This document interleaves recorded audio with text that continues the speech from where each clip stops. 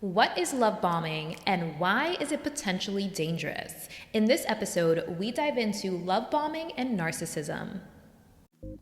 Welcome to the Abundance Hack Show, Season 4, where we are focusing on mastery. The last 3 seasons, I gave you the information. Now, we're focusing on integrating it into our lives and embodying it. If you are ready to master your thoughts, emotions, and patterns to feel whole, fulfilled, and really grounded in who you are without dimming your shine so you can live the abundant life that you truly desire, then you are in the right place.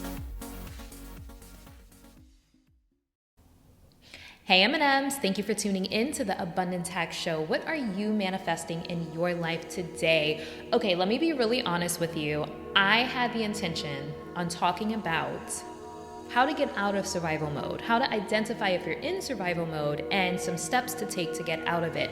However, some things happened in life and I need to address something this week.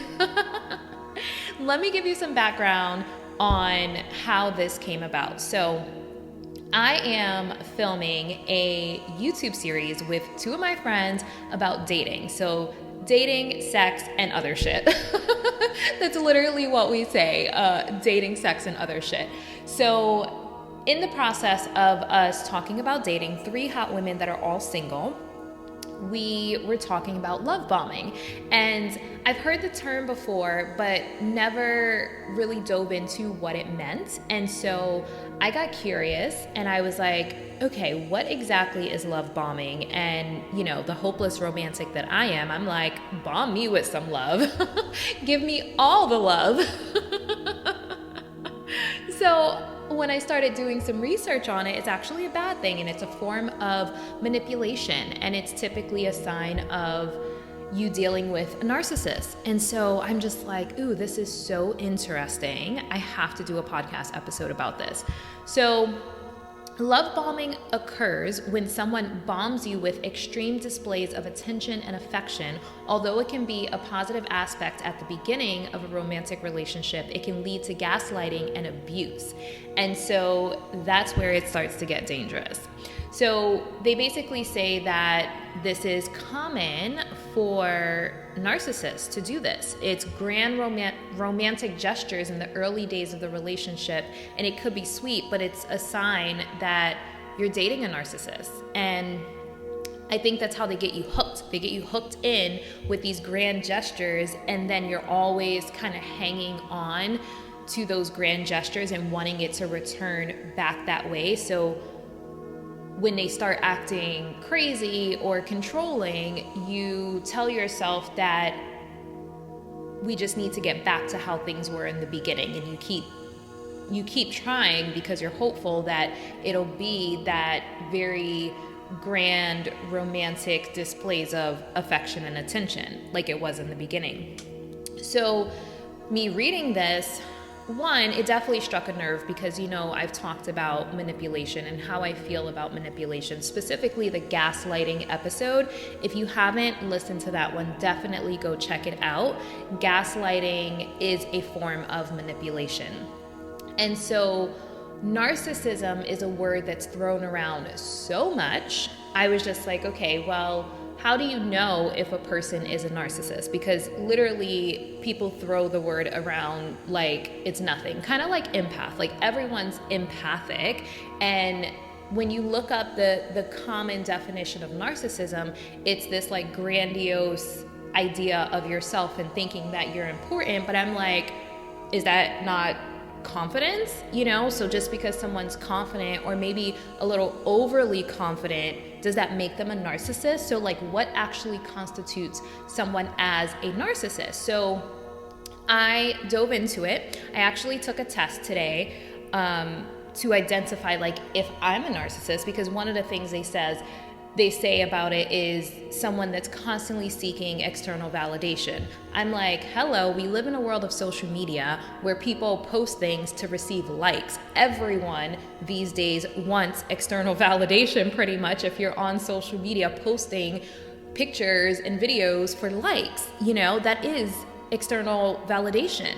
So what actually makes a person a narcissist, or do we just live in a very narcissistic society? Like, there has to be more to it. So I actually reached out to my business therapist because she's amazing and brilliant. And speaking of brilliant, that's kind of one of the things, like when I am creating, like I created my certification and my sound healing modality, and I'm just like, oh my God, I'm brilliant. So I'm like, just because I say I'm brilliant to myself, does that make me a narcissist? Like, I need to understand this. Like, what percentage of narcissism do I have in me because I'm confident in, you know, my creations? So I really wanted to understand this. I reached out to my business therapist, and she gave me a resource of, you know, like clinical term of narcissistic personality disorder to like really understand like the clinical definition of it. And it's not just, you know, someone writing a random article on the internet. So one of the things that I found interesting before I went to this resource is narcissism subtypes. There's a covert narcissist, a cerebral narcissist, a somatic narcissist, which is like someone who obsesses over their physical appearance, and then a spiritual narcissist. And I just wanted to like point that out. There are spiritual narcissists out here. So beware of those, because I feel like they're the worst. Because I feel like if you are spiritual, you are accepting and loving, and you're operating from a place of non-judgment, and you're doing the right thing. So for someone who is a spiritual narcissist, it's like complete hypocrisy, and you're going against everything that spirituality is supposed to stand for. So yeah, that's we're gonna save that for another episode. But let's dive into the clinical term of narcissism. So it's being preoccupied with fantasies of unlimited success, power, brilliance, beauty, or ideal love. Believes that he or she is special and unique and can only be understood by or should be associated with other special high status people or institutions. Requires excessive admiration.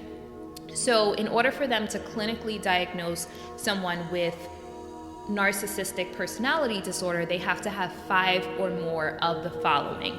Number 1 is has a grandiose sense of self-importance. I like, for example, exaggerates achievements and talents, expects to be recognized as superior without the achievements to back it up. Is preoccupied with fantasies of unlimited success, power, brilliance, beauty, or ideal love. I'm obsessed with fantasies of ideal love. But you have to have 5 or more. So yeah. Believes that he or she is special and unique and can only be understood by or should associate with special high status people. Requires excessive admiration. Has a sense of entitlement, unreasonable expectations of especially favorable treatment, or automatic compliance with his or her expectations. So I think that the whole entitlement thing is probably why society feels so many people are narcissistic. The next one is interpersonally exploitive, takes advantage of others to achieve his or her own end. So basically stepping on people to get ahead. Lacks empathy, is unwilling to recognize or identify with the feelings and needs of others. So that's a huge one, lacks empathy. So this is someone who just like has no feelings or care if they hurt someone or if their actions are harmful to others. Is often envious of others or believes that others are envious of him or her. Shows arrogant, haughty. What does that word mean, haughty? Let me look this up. Shows haughty behaviors or attitudes. Let's look up what haughty means. I want to know right now. Okay, so arrogantly superior or disdainful. So someone who's just like excessively arrogant. So these are the qualifying, I guess, things that the person would have to possess, 5 or more of the following. So if you just have 1 or 2, that doesn't qualify you technically as a narcissist. So I think that if I'm being honest, because, you know, we're fully accepting of ourselves and our light and our dark, our shadows, I feel like everyone has at least one of these, but it doesn't make you a narcissist. Like, being preoccupied with fantasies of ideal love, yes, please. Like, I do. And I honestly don't have any shame in that. And, you know, I definitely think there's a difference in grandiose sense of self-importance and like arrogance. So like, you definitely want to love yourself and honor your skills and talents and gifts. And I think that, you know, confidence and maybe a little overconfidence is okay in today's society. And I say overconfidence because I feel like there's so many things about society that's tearing us down. So if you can love yourself and love yourself real good, I am all about it. I'm here for it. But when you get to a point to where you are feeling like you're better than people and you step on them to get ahead, that is where it becomes a problem. And I think that because of some of these, people toss around the term narcissist so much without a proper understanding of what it actually means. And so you have to have 5 or more of these. So requires excessive admiration.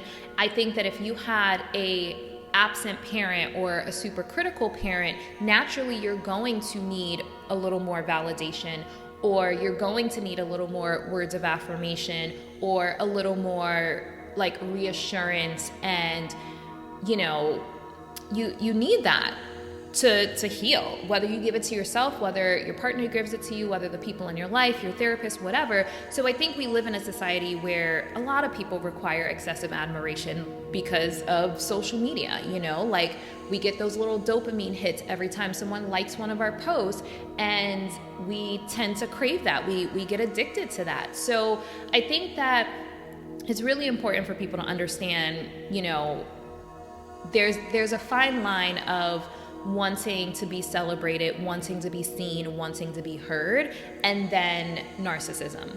You know, like I think we all want a little more love in today, because we have a lot of surface and shallow and superficial connections. We're craving that deeper connection and that deeper sense of being seen, felt, and heard.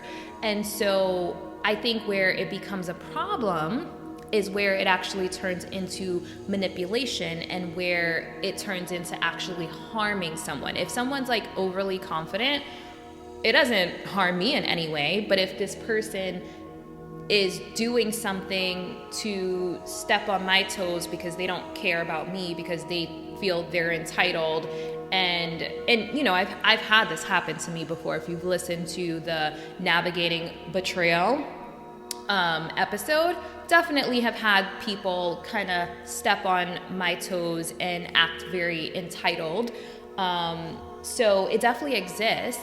But I think that if someone's just overly confident and they're just like, I look fabulous today, you know what I mean? Like, that doesn't hurt anyone.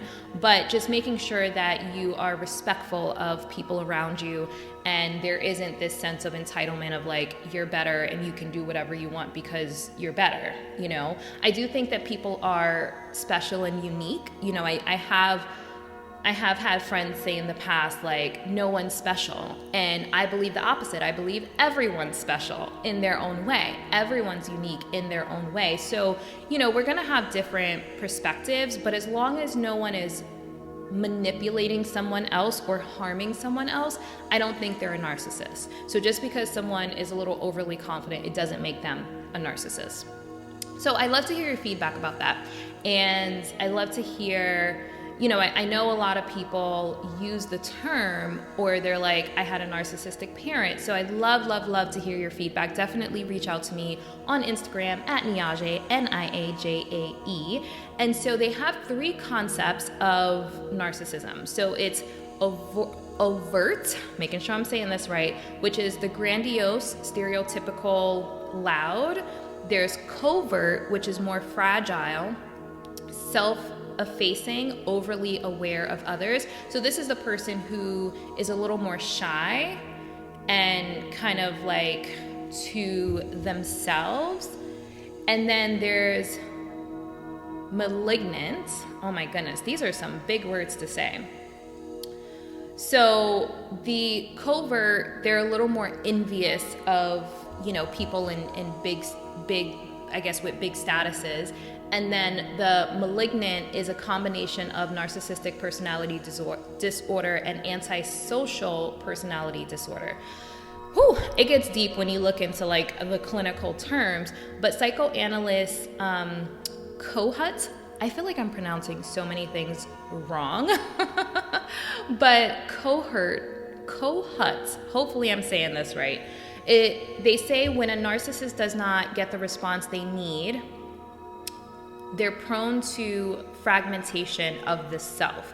So I love when terms like fragmentation comes up in like clinical therapy situations, because the fragmentation episode talks about like parts work and how we suppress, dismiss, and deny parts of ourselves when we've experienced some type of trauma. So when they don't get the response they need, so this is typically from childhood, it causes a part of them to break off. And when that part breaks off, they suppress it, they dismiss it, they deny it. It's trapped somewhere in their physical body or energy body, and they're basically ignoring it. But that's where the manipulation starts to happen, but sometimes they can't see it because they're not connected to this part of them anymore. And so Kohut, this is the psychoanalyst, Heinz Kohut, I believe is how you say the name. So we'll say Heinz because that's the easier word to say. So Heinz introduces these concepts. So there's a mirror transfer. So I'm great, look at me. There's an idealizing transfer. You are great and I'm great because I'm with you. And then there's a twinship transfer. You are great and I am just like you. So narcissism is deep. There's layers. There's layers. So what can actually cause narcissism? So being born with an oversensitive temperament, learning manipulative behavior from parents or peers, being excessively praised for good behaviors and excessively criticized for bad behaviors, suffering from severe childhood abuse or neglect. So this is both ends of the spectrum. So if you had an absent or critical parent, this can lead to narcissism. If you had an overly protective and complimentary parent, it could also lead to narcissism. So I feel like the key to healthy like self-esteem and good mental and emotional health is really balance. It's balance and harmony. And that's exactly what I do at Bliss Bar Meditation Studio and with sound therapy, is help bring people back into balance and harmony with sound and vibration. But I'm just seeing how important it is, because if you're on either end of the spectrum, it could cause problems. So the next thing that can contribute to narcissism is inconsistent or unpredictable parental caregiving. Inconsistency is hard these days, but I can understand why. I think I expect consistency in relationships and friendships, and I don't find that a lot of people are consistent, but it's probably because they didn't receive consistency in their caregiving.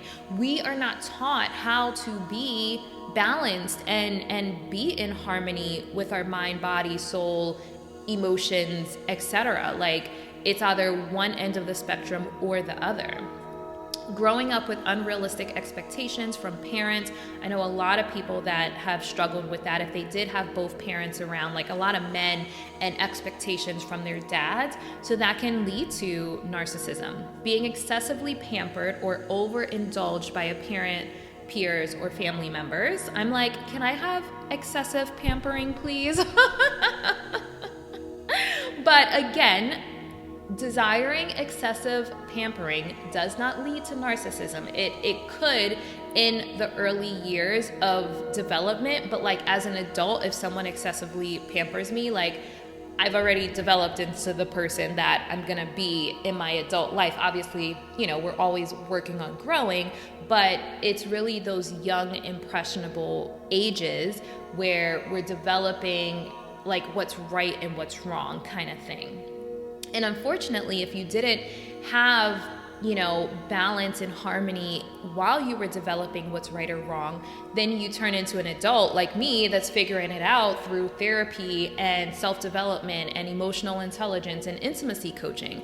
And I think it's huge. It's really huge to like for me to be able to just name, like, I don't know a good gauge of like when to walk away from a situation because it's potentially toxic or harmful, and when to stay and work through things, you know? So I've had to develop that through therapy, coaching, et cetera, et cetera. And I think, you know, one of the things I mentioned in a previous episode is really identifying your values. And that is how you stay grounded in what you want. When you know your top 3 values and you know who you are, what you stand for, that's always your gauge. And having good communication, you know, if you start to notice like, okay, this person is gaslighting me, this person is manipulating me, this person is love bombing me, having a conversation with them. And if a person is receptive, there's always an opportunity to grow together. If a person isn't receptive and they start gaslighting you or, you know, taking it to another level of gaslighting or, you know, anger, just frustration, arguing, like, then you know. But I think that every person that we come in contact with in our life, it's an opportunity to see what they could be mirroring within us, and it's an opportunity to help us grow. So I think that the next time you come across someone that you're like, this person is a narcissist, ask, what am I meant to learn from this? What am I meant to learn from this? And what is this triggering inside of me that could still need healing? Because everything is a growth opportunity. Okay, let me not get too far off track. So being excessively admired with no realistic feedback to ground you with reality. I don't think a lot of people are grounded in reality these days, to be honest. And, you know, if you listen to the self-awareness podcast episode, I say in there only 10 to 15% of people are actually self-aware. And I think that's an incredibly low number. So not a lot of people are self-aware. And then the last one is receiving excessive praise from a parent or others focused on your looks or abilities. So I'm sure a lot of people that play sports and stuff like that probably experience this, and that can contribute to narcissistic personality disorder. So I do feel like this episode was a little rambly because, you know, I just looked a lot of this up today, but definitely let me know, like, what was your takeaway from this, and what is your idea of like narcissistic traits? And remember, next time you think someone is narcissistic or wonder if someone is narcissistic, they have to have 5 of these things. So five of them to actually be considered a narcissist. Now, also finding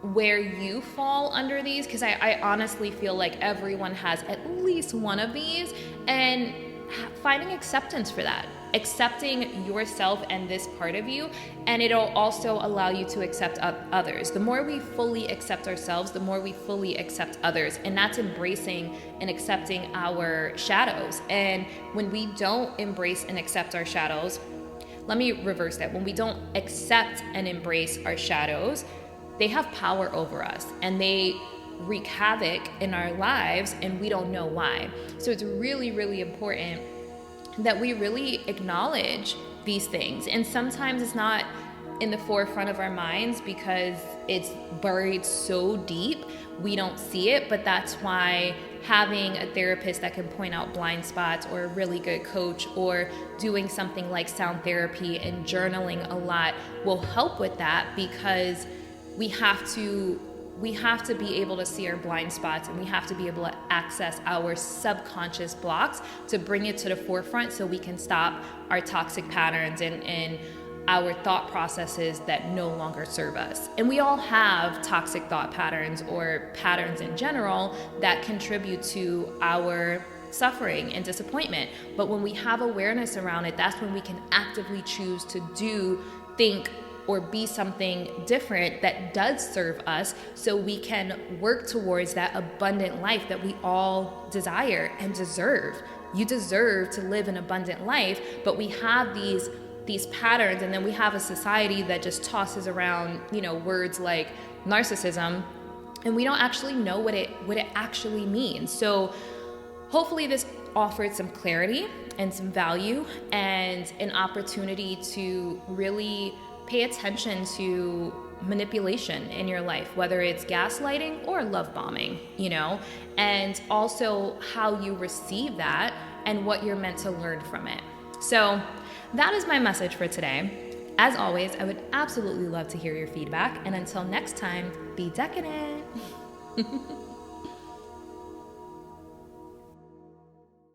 Thank you for tuning in to the Abundance Hack Show. I would love to hear from you. Leave your comments and questions, and don't forget to subscribe so you don't miss any of our yummy episodes. Every time you leave a 5-star rating or review, I do my happy dance.